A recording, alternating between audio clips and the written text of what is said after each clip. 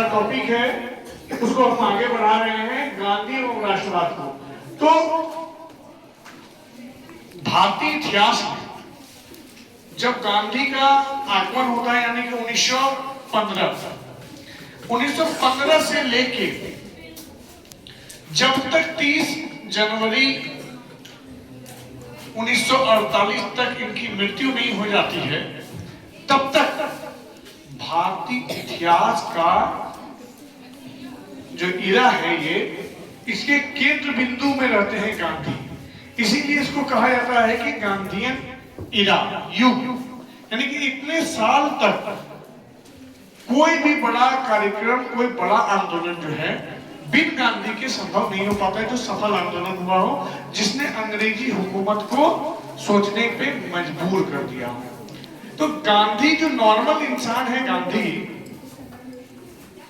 इतनी ख्याति कैसे प्राप्त करते हैं, इसकी कहानी जब आपको छोड़ के गए थे, हम 1893 की बात करते हैं, आपको फिर से वापस ले जाते हैं। जब गांधी को दक्षिण अफ्रीका, साउथ अफ्रीका में चलती ट्रेन से फेंक दिया जाता है।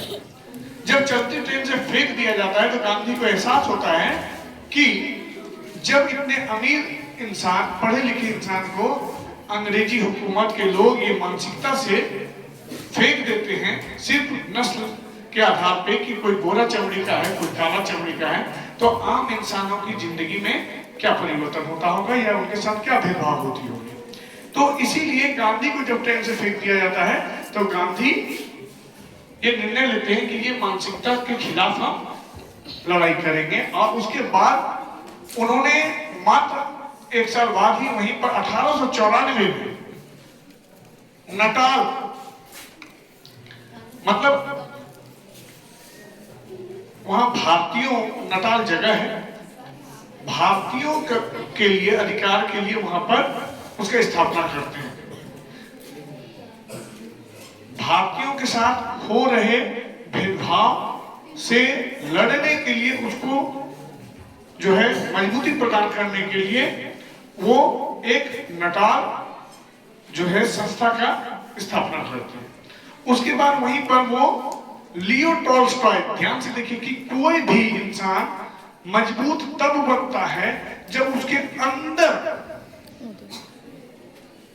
अंदर जो है वैसी गुण आ जाती है, वैसी सोच विकसित हो जाती है, जब वह किसी चीज को अच्छी तरह से समझ सकते हैं। तो जब वो लियो टॉल्स्टॉय के संपर्क में आते हैं, उनकी किताबों को पढ़ते हैं, उनकी किताब है लियो टॉल्स्टॉय का, यानी कि देखो ध्यान से समझना कि लियो टॉल्स्टॉय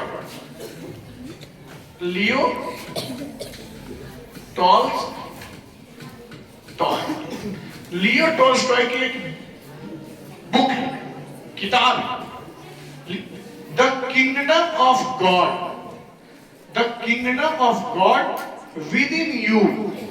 यानी कि सभी के दिल के अंदर जो है वह क्या है, भगवान का एक बड़ा सा साम्राज्य है, इसको पहचानने की जरूरत है। यानी कि भगवान का अंश तुम भी हो, भगवान का अंश हम भी हैं। यानी कि इस लोगों को दूसरे लोगों के प्रति भगवान का अंश समझ के उसको रिएक्ट करना चाहिए, अपना जो है स्वभाव रखना चाहिए।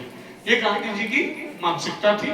और गांधी जी लियो टॉल्स्टॉय से प्रभावित होते हैं, और लियो टॉल्स्टॉय से कभी फिजिकली, जैसे आप लोगों को देखने वैसे नहीं, लियो टॉल्स्टॉय का सिर्फ किताब वो पढ़ के इतने प्रभावित होते हैं। और लियो टॉल्स्टॉय से पत्राचार होता है, लेटर लिखा जाता है, लेटर टू गांधी वो लिखते हैं। अब देखो लियो टॉल्स्टॉय का बुक का नाम क्या बोला मैंने, the kingdom of God with in you, यानी कि आपके अंदर जो है कि भगवान का साम्राज्य है, उसको पहचानो। और फिर व्हाट इज आर्ट, जीने की कला, आर्ट मतलब कला। ये 2 किताबें इनको बहुत प्रभावित करती है। और यहां से मात्र 3 शब्द वो सीखते हैं, ध्यान दीजिए, यहां से ये प्रेम सीखते हैं, लव। यहां से लियो टोल्स्टॉय से सीखते हैं प्रेम, सत्य और अहिंसा। आप सोचिए कि एक इंसान ये 3 शब्द को सीखता है, जब तक वो मर नहीं जाता, मृत्यु को प्राप्त नहीं कर लेता है, तब तक वो इन शब्दों को आत्मसात करता है, अपने साथ रखता है। प्रेम का इंग्लिश होता है लव, सत्य का होता है ट्रुथ, अहिंसा का होता है नॉन वायलेंस। ये इसीलिए अहिंसा का नॉन वायलेंस आंदोलन को चलाते हैं, हमेशा इसी पे बात करते हैं, फोकस करते हैं, हमेशा वो अपने आंदोलन में अहिंसा पे बात करते हैं। तो ये 3 जो है, आप ध्यान से आइए, तो ये जो है लियो टोल्स्टॉय महात्मा गांधी के गुरु हैं। कैसे गुरु? आध्यात्मिक गुरु। परीक्षा में आ जाएगा महात्मा गांधी के आध्यात्मिक गुरु कौन है? आध्यात्मिक गुरु, आध्यात्मिक गुरु है महात्मा गांधी का। आध्यात्मिक गुरु कौन है? लियो टोल्स्टॉय।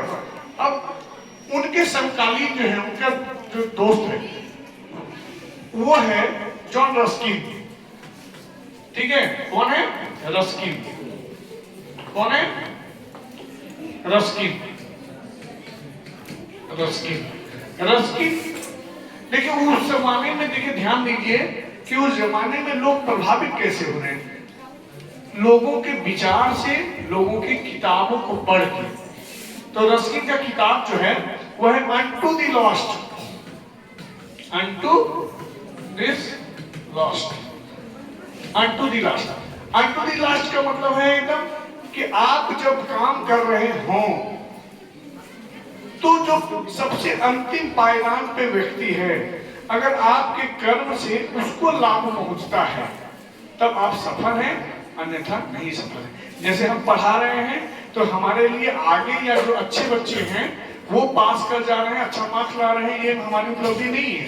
हमारी उपलब्धि तब है जब कोई बच्चा 0 से हीरो बनता है, यानी कि पीछे वाला बच्चा जो नहीं पढ़ता था उसको हमने प्रभावित किया और उसको अगर हम सही दिशा मार्गदर्शन दे पाए तो ये मेरे जीवन की सफलता होगी, अन्यथा हमारी सफलता नहीं होगी। गांधी जी का भी यही सोच था कि वो उस इंसान के लिए काम करेंगे जिसको हाशिए पे रखा गया था, जिसका बात को कोई नहीं सुनता था, और यहाँ तक कि उस इंसान को भी इतनी कॉन्फिडेंस नहीं था कि वो कुछ बोल पाए। मुंह में आवाज देने का काम गांधी जी ने किया है। तो अनटू द लास्ट, इसको महात्मा गांधी ने इस पुस्तक को फिर से लिखा, हिंदी में लिखा और उसका नाम रखा सर्वोदय। महात्मा गांधी का किताब का नाम क्या था? सबका उदय। ओके, सर्वोदय। तो महात्मा गांधी के जीवन में 3 गुरु आए, एक तरह से लियो टोल्स्टॉय, रस्किन, और जब भारत आते हैं तो गोपाल कृष्ण गोखले। गोपाल कृष्ण गोखले। तो ये 3 व्यक्ति जो हैं जो महात्मा गांधी को प्रभावित करते हैं। ध्यान दीजिए, आध्यात्मिक गुरु हैं लियो टोल्स्टॉय, और गोपाल कृष्ण गोखले जो है ये है राजनीतिक गुरु, राजनीतिक गुरु।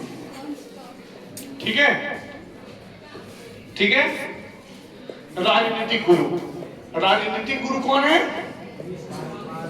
राजनीतिक गुरु है गोपाल कृष्ण गोखले। राजनीतिक गुरु कौन है? राजनीतिक गुरु कौन हुए? गोपाल कृष्ण गोखले। याद रहेगा, ये भारतीय हैं और उसके पहले वाले दोनों विदेशी हैं। अब देखिए, वहां पर उन दोनों से शिक्षा लेके प्रेम, सत्य और अहिंसा का लेके टोल्स्टॉय के संपर्क में आके वो टोल्स्टॉय फॉर्म खोलते हैं। Tolstoy form. टोल्स्टॉय फॉर्म का काम वहां पर दक्षिण अफ्रीका, ये दक्षिण Africa, south Africa, south Africa में टोल्स्टॉय फॉर्म खोलते हैं। और टोल्स्टॉय फॉर्म का काम ये होता है कि आप मानवता को प्रचार करिए, आप लोगों का हित करिए, सभी को एक साथ प्रेम भावना से जोड़िए। तो टॉल्स्टॉय का फॉर्म। फिर वहीं पर एक फिनिक्स फॉर्म होता है, फिनिक्स फॉर्म की स्थापना करते हैं, ठीक है। तो ये 3 फॉर्म की स्थापना करके महात्मा गांधी वहां नटाल, टॉल्स्टॉय और आपका जाके फिनिक्स फॉर्म गांधी। अब गांधी यहाँ आते हैं तो बाद में हमने आपको बता दिया है कि गांधी जो है 1917 में चंपारण आंदोलन करते हैं, 1918 में खेड़ा आंदोलन करते हैं, 1918 में ही एक अहमदाबाद मिल मजदूरों के लिए आंदोलन करते हैं। ये तीनों सफल होती है। इसके बाद असहयोग आंदोलन के बारे में हमने चर्चा किया था, ठीक है। अब आगे की स्थिति, कल जब हमने बताया था कि 5 फरवरी 1922 को असहयोग आंदोलन को वापस लिया जाता है। घटना कब घटती है? 5 फरवरी 1922। तो ये जो दिन था 5 फरवरी 1922, ये भारत के इतिहास का महत्वपूर्ण दिन था। इस दिन क्या किया जाता है? असहयोग आंदोलन को वापस लिया जाता है। असहयोग आंदोलन को वापस मतलब स्थगित कर दिया जाता है, छोड़ दिया जाता है। तो जब ये आंदोलन को छोड़ दिया जाता है तो इससे दुखी होकर मोतीलाल नेहरू और चित्तरंजन दास जो हैं वह क्या करते हैं? एक नया स्वराज पार्टी की स्थापना करते हैं। स्वराज पार्टी की स्थापना करते हैं। इसका ये मतलब था डोमिनियन स्टेट। ये देखिए, पूर्ण स्वराज की मांग नहीं की गई, ध्यान दीजिएगा। डोमिनियन स्टेट का अर्थ क्या है? कि ये स्वीकार कर रहे हैं कि अंग्रेज भी रहें और हम भी रहें, शासन हम चलाएंगे, अंग्रेजों की निगरानी, ठीक है। डोमिनियन स्टेट की बात करते हैं। और यहां पर है मोतीलाल नेहरू,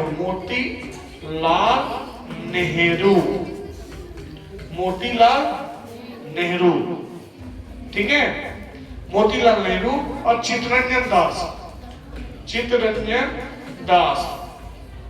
जो बच्चे कॉपी में कुछ नोट करते जाएं, जो चीज हम इंपॉर्टेंट बता रहे हैं। अब आगे जो है, जब स्वराज की मांग करने लगे तो सरकार से ये बातें सामने आई कि आप डोमिनियन स्टेट तो चलाएंगे, लेकिन किस संविधान पे चलाइएगा? क्या आपके पास किसी भी तरह का नियम कानून है, विधि है चलाने का? तो इसके लिए मोतीलाल नेहरू जो है 1928 में एक नेहरू रिपोर्ट सबमिट करते हैं। नेहरू रिपोर्ट जिसको कि ब्रिटिश हुकूमत जो है अस्वीकार कर देती है। क्या कर देती है? अस्वीकार कर देती है। किसको? नेहरू रिपोर्ट को। और अपने आदमी को लाता है, साइमन कमीशन। किसको लाते हैं? साइमन। अब साइमन है इंग्लिशमैन है। कौन है? Englishman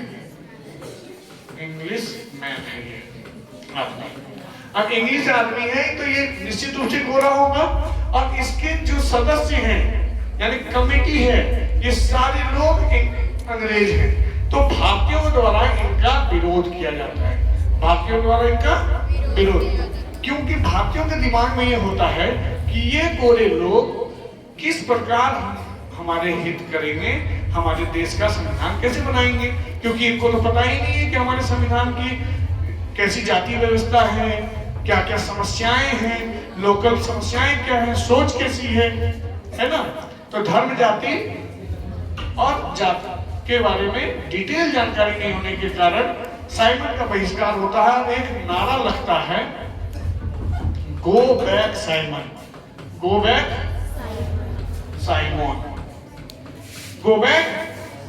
Simon. क्या नारा लगता है? Go back Simon. उस समय आपको पता ही है 1947 में भारत आजाद हुआ है। तो 1947 के पहले यानी कि लाहौर, कराची, इस्लामाबाद सारे जो है भारत का हिस्सा है। और वहां पर जो है लाला लाजपत राय जो है 1928 में इसका विरोध करते हैं, साइमन का। गो बैक साइमन बोलते हैं, ठीक है। अब देखिए, वहां एक अंग्रेज अधिकारी होता है जो कि लाठी चार्ज कर देता है। और लाठी चार्ज करने से क्या हो जाती है? लाला लाजपत राय की मौत हो जाती है। लाला लाजपत राय की मृत्यु हो जाती है। क्या हो जाती है? मृत्यु हो जाती है। किसके अगेंस्ट में? गो बैक साइमन, साइमन के विरोध करने में। साइमन किस लिए आया था भारत में?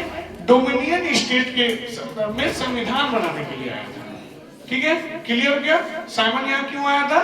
भारत में एक स्वराज्य की स्थापना करने के लिए साइमन आया था। ठीक है, तो उसको गो बैक साइमन का नारा लगाता है और लाला लाजपत राय को लाठीचार्ज करके मार दिया था। ये चीज को भगत सिंह देखता है, ये चीज को भगत सिंह अपने नजरों से देखता है और भगत सिंह को बहुत बुरा लगता है। अब भगत सिंह, इसके जो अधिकारी है जेम्स स्कॉट, ठीक है, तभी सोच लेते हैं कि इसको गोली मार देंगे। और जब गोली मारने के लिए वो जाते हैं तो गलती से जेम्स स्कॉट को नहीं मार के सैंडर्स को मार देते हैं गोली। किसको मार देते हैं? सैंडर्स को। इसीलिए भगत सिंह को जो फांसी की सजा सुनाई गई है वो सैंडर्स हत्याकांड में सुनाई गई है। ठीक है, हत्याकांड में, हत्याकांड, आवाज नहीं करिए, हत्याकांड। ठीक है।